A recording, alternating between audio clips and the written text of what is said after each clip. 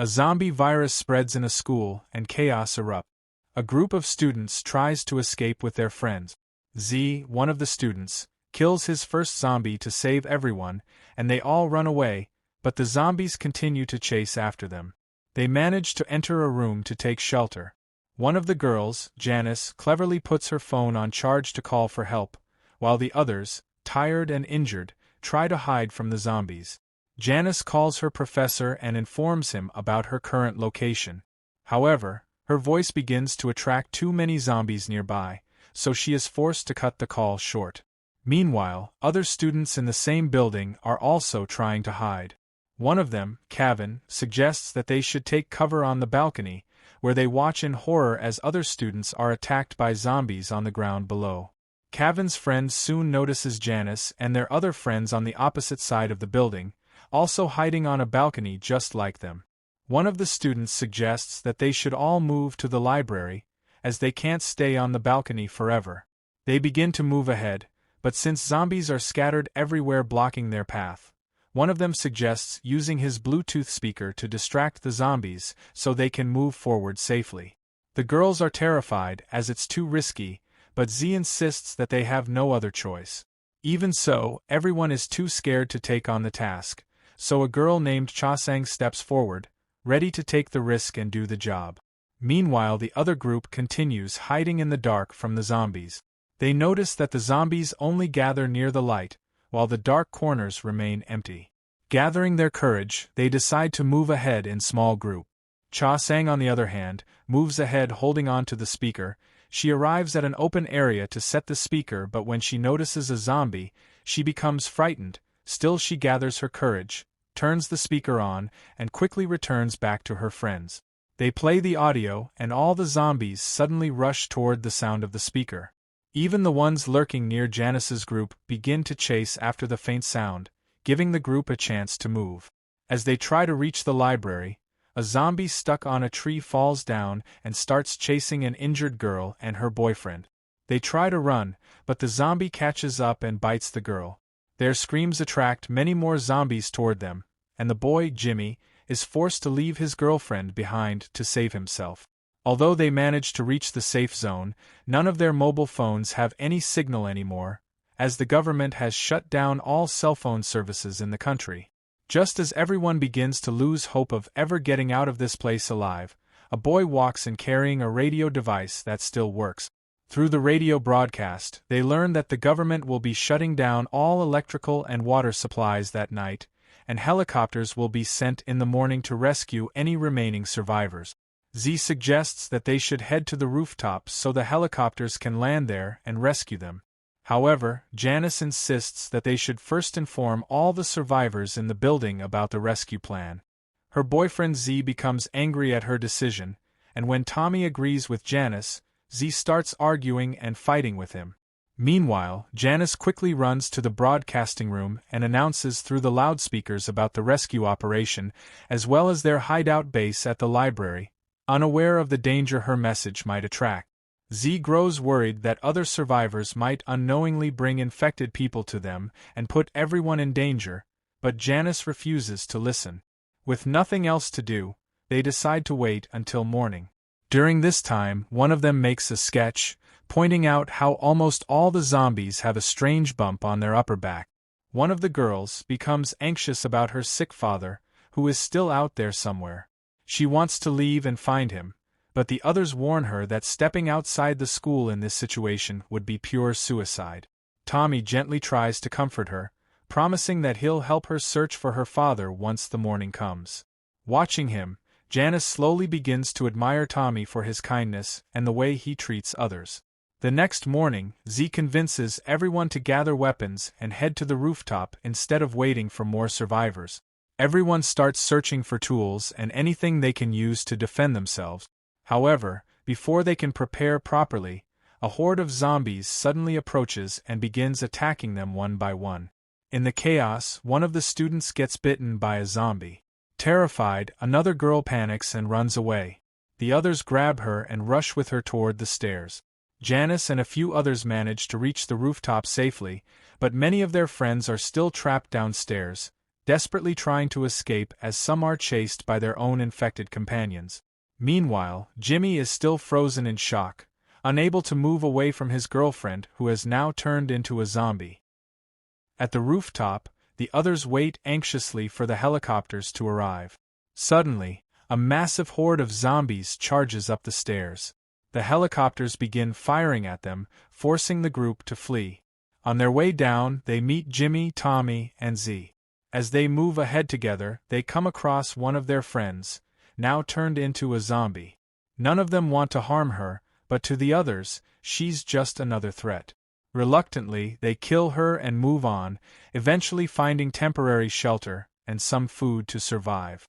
Yim claims that the helicopters weren't actually sent to rescue them, but to eliminate everyone in the school, as the government wanted no survivors left. However, Cha-sang argues that it was because Janice had drawn all the zombies to the rooftop while she was trying to reach out to others. One of them suggests that the zombies might be controlled by a leader, claiming that if they can eliminate this leader, they could wipe out all the zombies at once. As they argue and come up with different theories, they suddenly realize that Jimmy is missing. Panicking, they rush off to search for him. Meanwhile, Jimmy has attacked the person who had struck the axe into his zombie friend earlier. When Jimmy begins shouting uncontrollably, the others manage to capture him and tie him up in an empty room. Dream, who secretly likes Jimmy, becomes furious at the group for locking him up. She argues passionately in his defense, but no one listens to her, not after what he did to one of their own. Unable to control herself, Dream steals the keys to the room and sneaks in to free Jimmy. She pleads with him not to repeat his violent actions, but Jimmy has completely lost touch with reality.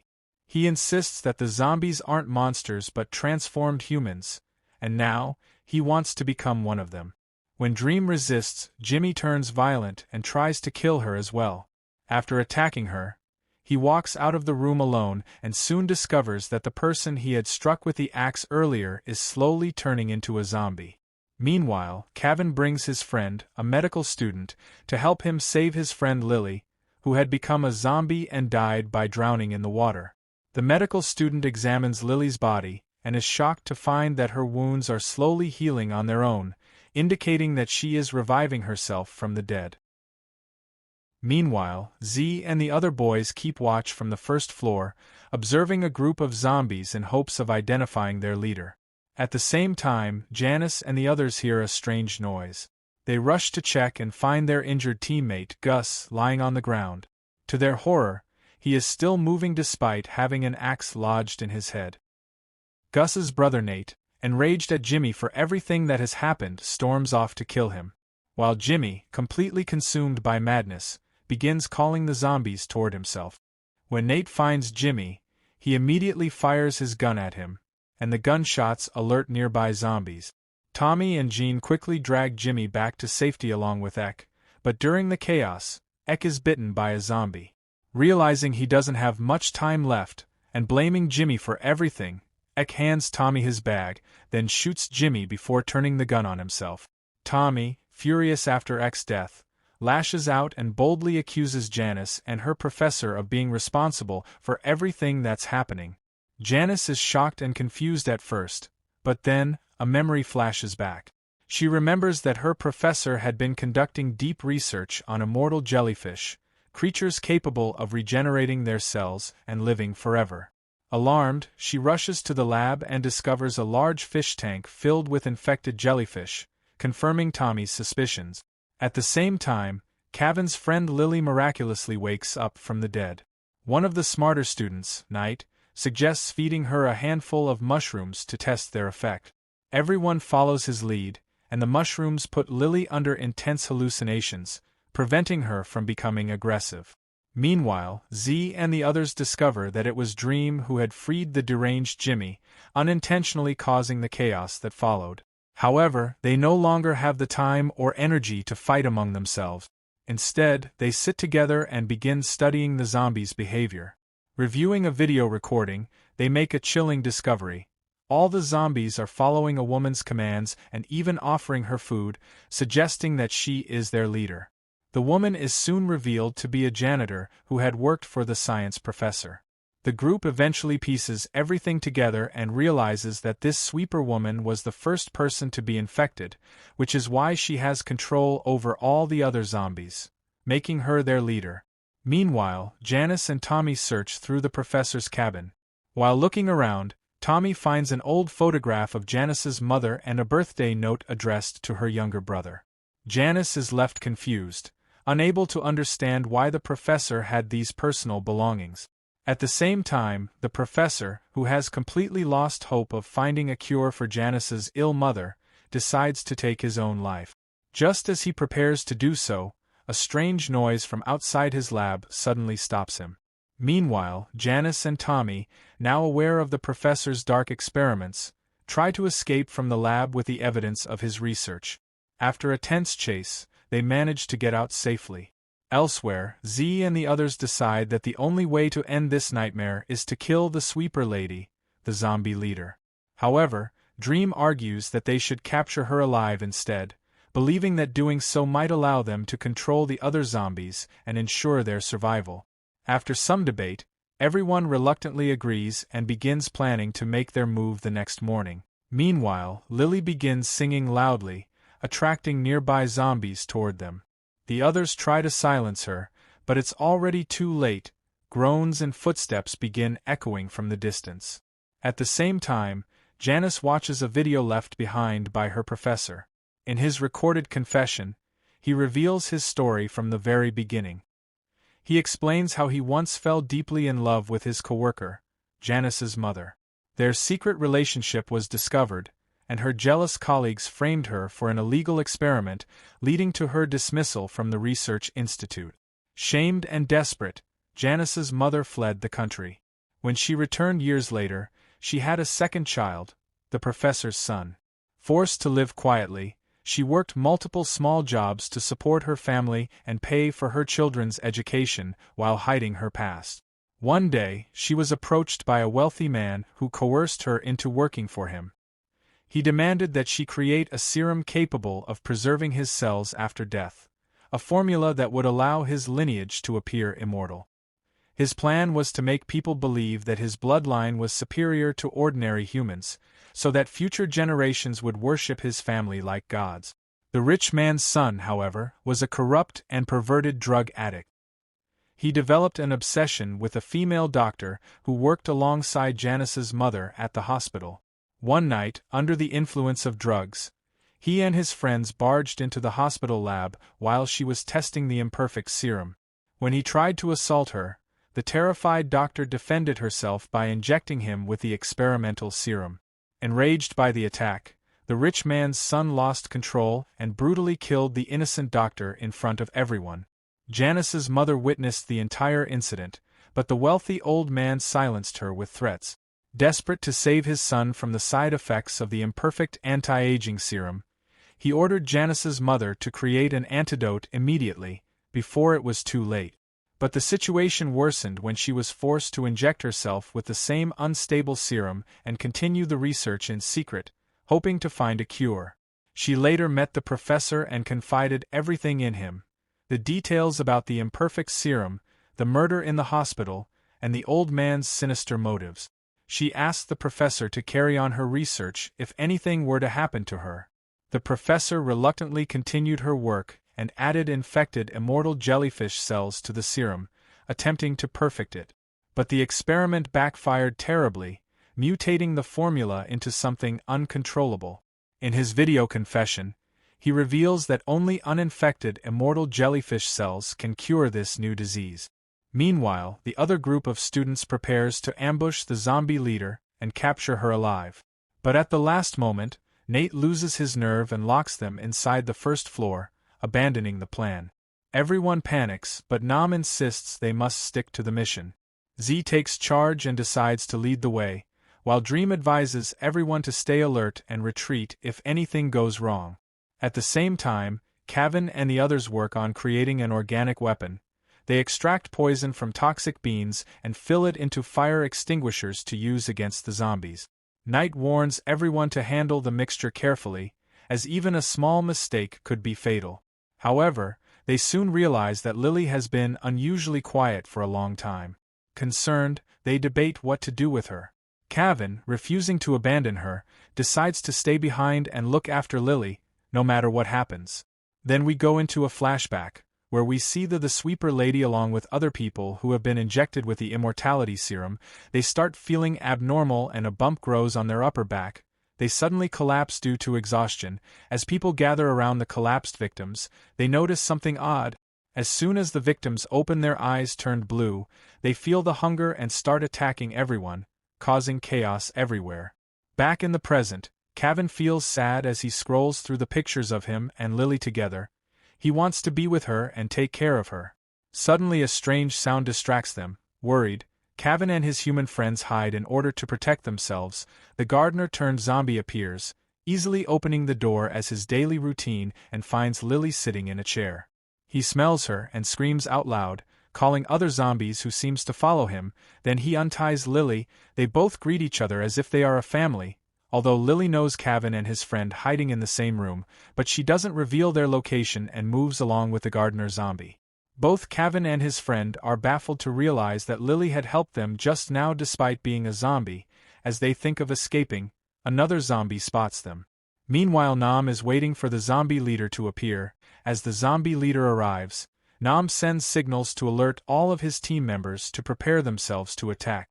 They gather at one place. Nam instructs everyone to capture the zombie leader and take it to the top floor, as more zombies are approaching them. As the zombie leader climbs the stairs, everyone takes their designated positions, ready to ambush her and capture her.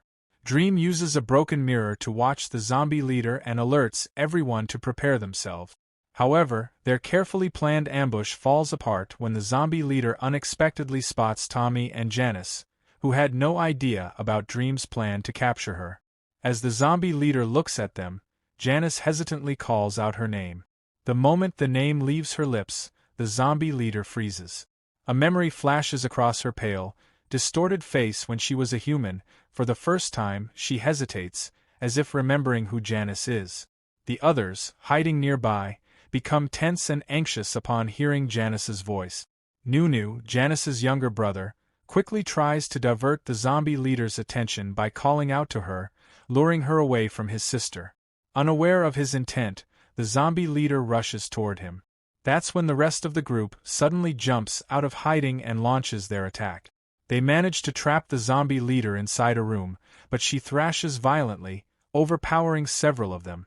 In the chaos, Tommy panics and pulls the trigger, shooting the zombie leader dead. Z explodes in anger, furious that Tommy has deliberately ruined their mission to capture her alive.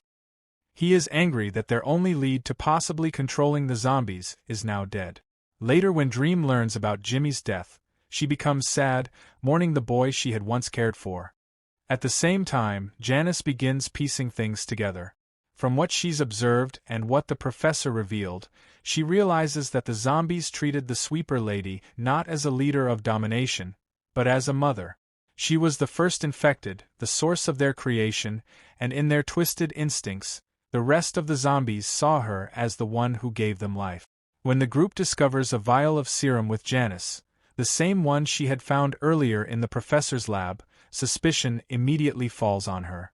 They begin to question if she is connected to the chaos that has engulfed the city, perhaps even working alongside the deranged professor. Cornered and shaken, Janice is forced to explain everything she knows, revealing the truth about the professor, her mother, and the experiments that led to the outbreak. Meanwhile, far from the school, the professor regains consciousness inside an ambulance. Beside him lies Janice's mother, under tight security. They arrive at the very hospital where all this horror began. Waiting there is the rich old man, the one responsible for financing the experiments that created the serum. With a satisfied smile, he informs the professor that Janice's mother is finally recovering thanks to the professor's latest serum.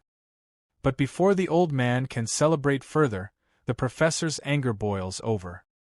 He refuses to continue serving such a selfish purpose and demands the old man send his men to retrieve the already prepared serum from his lab at the school. The old man agrees but gives a strict warning. The professor can only bring 2 people with him and must leave everyone else behind. Back at the school, tension rises again. A new zombie appears outside and begins pounding on the door of the changing room where the survivors are hiding. Panic spreads through the group as they turn to Nam, their leader, desperate for a plan. Nam hesitates, then proposes a wild idea. One of them should intentionally get infected with the zombie leader's blood to become a second leader, someone who could control the undead from within. The group is horrified. The risk is too great. One mistake, and that person would turn completely. But before anyone can say something, Janice steps forward. Determined and fearless, she volunteers to take the risk. She will be the one to use the zombie leader's blood, no matter what it does to her. Meanwhile, Nate returns to the gym, only to find his best friend transformed into a zombie. Before Nate can react, the creature lunges at him. Just as the attack seems unavoidable, Knight and a group of students burst in, wielding fire extinguishers filled with a poisonous chemical mixture. They spray the zombie, neutralizing it and saving Nate just in time. Elsewhere, Janice prepares to extract a blood sample from the zombie leader woman. Her plan is to inject herself with it, hoping to gain control over the other zombies. But before she can go through with it, Tommy pulls out his gun and points it at Nunu's head, threatening to kill him if Janice risks her own life. Janice, however, knows Tommy would never harm her brother. Ignoring his warning, she prepares to inject herself, but Tommy fires his gun into the air to stop her. The loud gunshot echoes through the building, instantly alerting nearby zombies. Growls and footsteps begin closing in. Panic spreads among the group as they realize the creatures are surrounding them from all sides. Desperate, they sprint up the stairs and barricade themselves on the rooftop, fighting to keep the zombies from breaking through. Just then, a helicopter appears in the sky. The professor has arrived. The team watches in disbelief as it hovers over the roof. The professor spots Janice holding the serum and orders her to come aboard. However, he refuses to take anyone else besides Nunu, his own son. The professor calls out to him, demanding that his son join them. Nunu looks back at his friends, Z, Dream, and the others, torn between loyalty and survival. In a shocking moment, he makes a decision no one expects. He signals Dream to use the zombie leader's blood on him. Dream hesitates, but Nunu insists. With trembling hands, she injects the infected blood into his veins. Nunu collapses to the ground as the helicopter lifts off, leaving everyone behind. The group watches helplessly as their last hope vanishes into the distance. Soon after, Knight and his team reach the rooftop, only to find that the helicopter is already gone, leaving them and the remaining survivors stranded. A month later, the professor's son, treated with the new serum, begins to recover rapidly. But rumors spread that the professor and Janice have fled the hospital under mysterious circumstances. Meanwhile, Nunu lies unconscious, still affected by the zombie leader's blood. When he finally opens his eyes, his mother awakens at the same moment, and to everyone's shock, her right eye glows a bright, unnatural blue.